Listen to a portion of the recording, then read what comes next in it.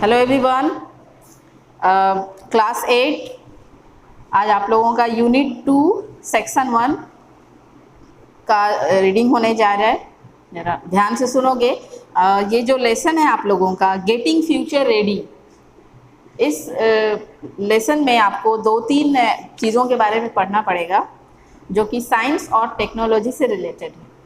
ठीक है, तो गेटिंग फ्यूचर रेडी का मतलब कि आप अपने फ्यूचर के लिए, अपने आने वाले फ्यूचर के लिए, भविष्य के लिए रेडी हो जाओ कि अब आपको कितने ऐसे साइंस और टेक्नोलॉजी से जुड़े हुए चीज़ों से मिलने का, उसको देखने, समझने और परखने का मौका मिलेगा। ठीक है, तो यहाँ पे थोड़ा कंटेंट्स में दिया हुआ है कि advances in science and technology have made life faster, easier and more convenient. हम सब लोग जानते हैं कि हमारे लाइफ में, जब से ह्यूमन बीइंग के लाइफ में मशीन, टेक्नोलॉजी, ये सब चीज़ें जब आई हैं तो हमारा जो लाइफ है वो बहुत ज़्यादा कन्वीनियंट हो गया है, मतलब कि सुविधाजनक हो गया है, ईजी हो गया है। हम कोई काम को बहुत आसानी से और जल्दी भी कर लेते हैं और फास्टर भी है। ठीक है, तो जी साइंस और टेक्नोलॉजी का जो एडवांसेस है हमारे लाइफ में, जो इसकी विशेषता है वो काफ़ी फास्टर है, ईजियर है एंड मोर कन्वीनियंट भी है। बड़ी आसानी से हम इसको प्राप्त कर सकते हैं। ठीक है, अगर हम पैसे खर्च करते हैं, हम फ़ैन उठा के ले आते हैं, अपने यहाँ फ़ैन लगा दिए, कूलर लगा दिए, एसी लगा दिए, मिक्सर लगा दिए, जहाँ की उन सब चीज़ों को करने में हमें कितना टाइम देना पड़ता है।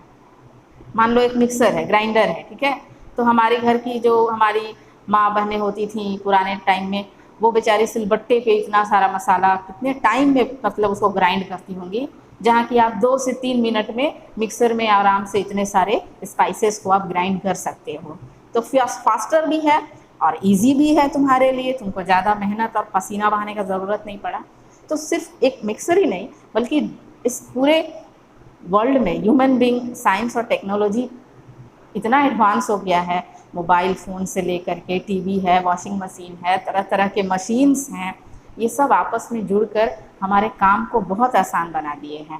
तो इस पूरे लेसन में हम लोगों को 2-3 ऐसे इक्विपमेंट्स हैं जिनके बारे में पढ़ना है कि आगे भविष्य में जाकर ये सब चीज़ें हम लोगों को और कितना मतलब कि सुविधाजनक प्राप्त, मतलब सुविधा हम लोगों को प्राप्त करवाएगा, कितना हमारे लिए ईजी हो जाएगा। ठीक है, तो here is a quick look at some of the latest technological offerings and a sneak peek into what the future hold for us।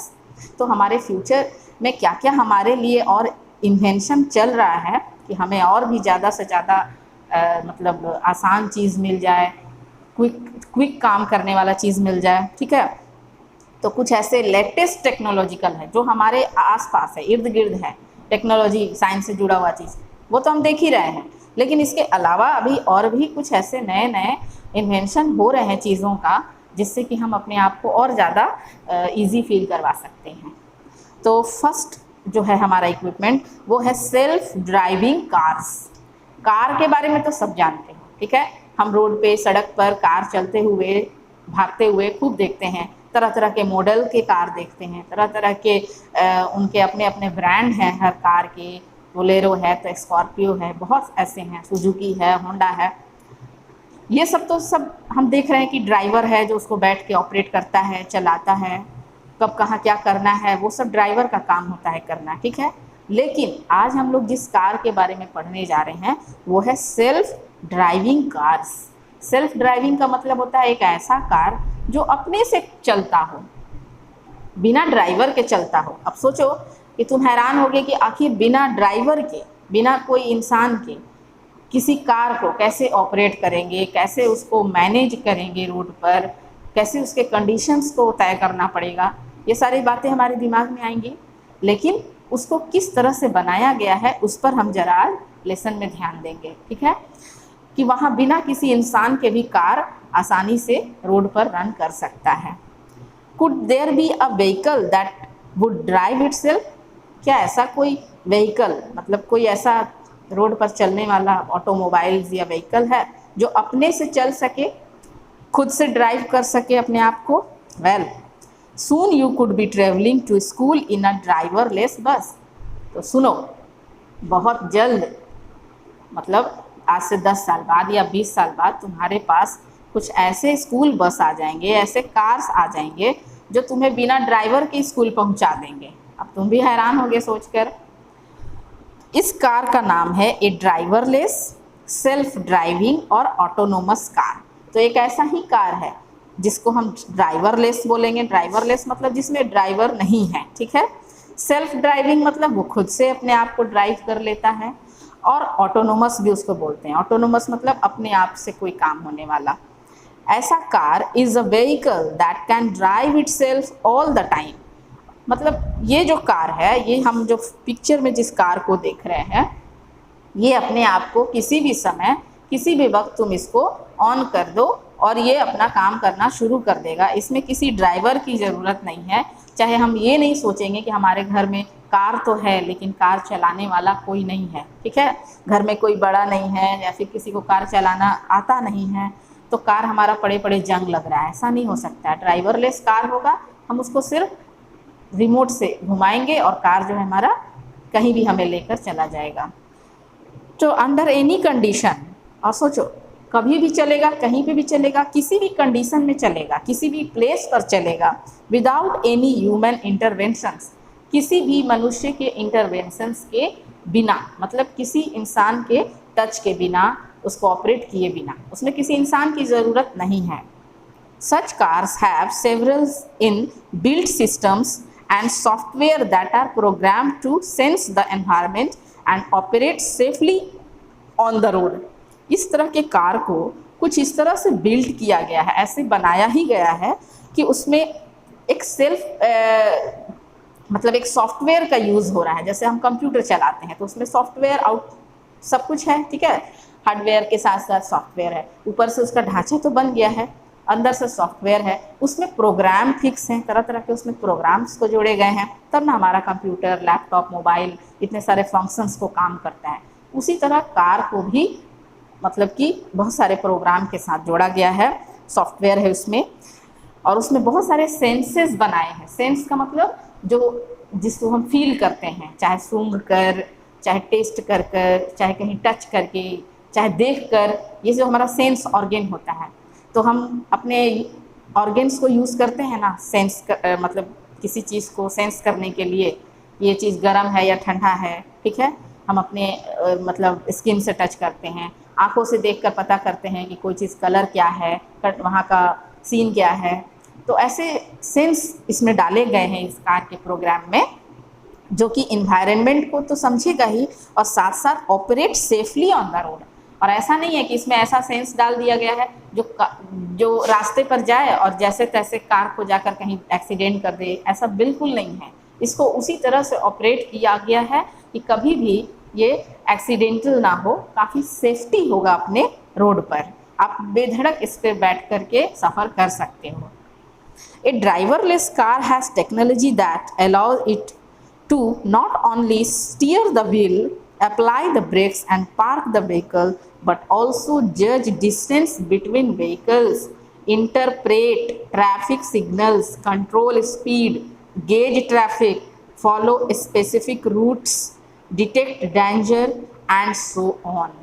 यहाँ हम इतने सारे फंक्शंस को पढ़ रहे हैं, ये कार हमें कितने तरह के फंक्शंस को बता रहा है। वो क्या क्या है कि जो ड्राइवरलेस टेक्नोलॉजी वाला जो कार है, ये बहुत सारे चीज़ों को अलाउ करता है। अलाउ में क्या है ना कि सिर्फ उसके पहिए घूमेंगे कि हम उसको जिधर, जैसे हम एक बच्चों का खिलौना आता है जो रिमोट से अपने घर में बैठ के उसको चलाते हैं, उनका कार जो है इधर उधर गाड़ी जो भी है उनका व्हीकल्स टॉय जो होता है उसको बच्चे रिमोट के थ्रू चल कर लेते हैं, ठीक है। ये तो एक खिलौना है, लेकिन अब इसको रोड पे उतारा जाएगा तो खिलौना नहीं बल्कि उसको एक बड़ा मॉडल दिया जाएगा। तो वो सिर्फ अपने चक्कों को इधर से उधर नहीं घुमाएगा खिलौने की तरह, बल्कि अप्लाई द ब्रेक्स, ज़रूरत पड़ने पर जहाँ ब्रेक मारना है वो ब्रेक भी मारेगा। पार्क द व्हीकल, कहीं उसको पार्किंग में लगाना है, ठीक है। जैसे सड़क के किनारे लोग पार्किंग करते हैं अपने कार को साइड करने के लिए, खड़ा करने के लिए, ये पार्क भी हो सकता है। बट ऑल्सो, और इसके साथ साथ क्या काम करेगा, जज डिस्टेंस बिटवीन व्हीकल्स, उसके सामने से कौन सी गाड़ी कितने दूरी पर है इसको भी वो जज करेगा। जैसे एक ड्राइवर का काम होता है ना कि वो जज करता है कि कितने दूर से गाड़ी आ रही है और उसको कहाँ जाके ब्रेक मारना है, रुकना है, या फिर कैसे उसको ओवरटेक करना है। ये सारी चीज़ें ये अपने आप से कर लेगा। इंटरप्रेट ट्रैफिक सिग्नल्स, जब ट्रैफिक सिग्नल्स होगा तो ये समझ जाएगा और अपने कार को वहाँ पे स्टॉप भी कर देगा। ऐसा नहीं है कि चल रहा है तो बस चल ही रहा है। कंट्रोल स्पीड, स्पीड को कब मतलब कम करना है या ज़्यादा करना है, इस पर भी इसका अपना एक कमांड रहेगा। गेज ट्रैफिक, गेज ट्रैफिक का मतलब दिया है मेज़र और कैलकुलेट, ट्रैफिक कितना दूर ये चला उसको कैलकुलेट भी करेगा कि ये जो कार है कितना मीटर चला, कितना किलोमीटर चला। फॉलो स्पेसिफिक रूट्स, जो रूट्स बनाए होते हैं हमारे रनिंग करने के लिए, हम कहीं भी जाते हैं तो एक रूट होता है ना, सड़क मार्ग होता है, उसको भी ये फॉलो करेगा कि किस मार्ग से हमको जाना है, किस रूट से जाना है जो हमारे लिए थोड़ा इजी भी हो और वो टाइम की बचत करे। इसके साथ है detect danger and so on. अब जब आप ड्राइवरलेस कार चला रहे हो तो आपको आने वाले डेंजर्स के बारे में भी आपको, जैसे मान लो कहीं आप रोड पर मतलब अपने कार को लेकर जा रहे हो, कोई रास्ते में ऐसे कोई जानवर अचानक से आ गया, कहीं पेड़ गिरा हुआ रहता है, कहीं पे अचानक से कोई गाड़ी ही आ गई, चाहे कोई इंसान ही सामने आ गया, तो इस तरह के जो मतलब डेंजर चीज़ होते हैं उसको भी डिटेक्ट करना है। तो ये सारी मतलब कि फैसिलिटीज़ जो है ना इस कार में आपको इन्वॉल्व किया गया है।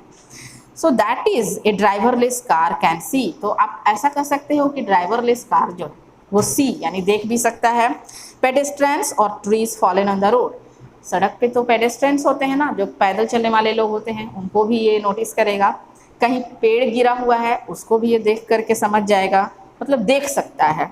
एंड स्लो डाउन और ब्रेक, और जैसे ही वो देखेगा कि कहीं कोई पेड़ गिरा है, कहीं से कोई आदमी पास कर रहा है, ये अपना ब्रेक स्लो कर देगा। इट कैन फील, ये फील भी कर सकता है। अब सोचिए ये फील कैसे करेगा, इसके पास स्किन तो नहीं है, क्योंकि हम फील स्किन से करते हैं।